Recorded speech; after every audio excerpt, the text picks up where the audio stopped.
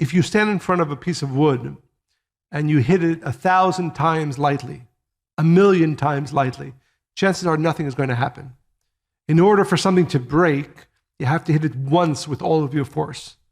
And I think as we think about it, and I'm talking about for ourselves and hopefully for all of our listeners, everybody here as well, that difference between putting 100% effort in everything all the time, as opposed to putting in 80% effort most of the time, is what separates an individual who will actually achieve what their soul came into this world to achieve and those who won't. One of my favorite verses from King Solomon, the wise man, he said that most people live an almost life. Almost life. And that word, kimat, again in the original, is something that scares me, and it should scare all of us, because we have so much to do, every single one of us, and so much more to experience from our relationships, from our work, certainly from our spiritual work. But unless we are constantly living with the mindset of boldness, then unfortunately we can come to the end and realize we lived a good life. We did good things, but not great things. That we lived a life that was, again, I'm assuming everybody listening, everybody here in the room, we're all good people. We wouldn't be listening to this if we weren't.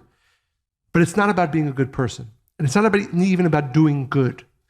The question has to be, more importantly, how can I live boldly? Which means, how can I invest more effort, more energy into all areas of my life? Because then, and only then, can I be sure that I'm actually accomplishing the purpose for which my soul came into this world, and maybe more importantly, experience life in a much richer, fuller way. So I'll challenge you off the start. Go for it. I don't think it's just about effort. I think it's about putting your whole self in, because somebody can put a lot of effort into making a pie, and unless they researched what the best thing is, or they know their taste and their flavors, or if they're allergic to gluten or whatever the case may be, or dairy, then they can put their whole effort in, but they're going to be disappointed with the outcome, right? I think living boldly first starts with a knowing of the self, an acceptance of the self, a love of the self, and being able to express that without apologizing. I think when you live life on those terms, then you are bold, and then your impact is also bold.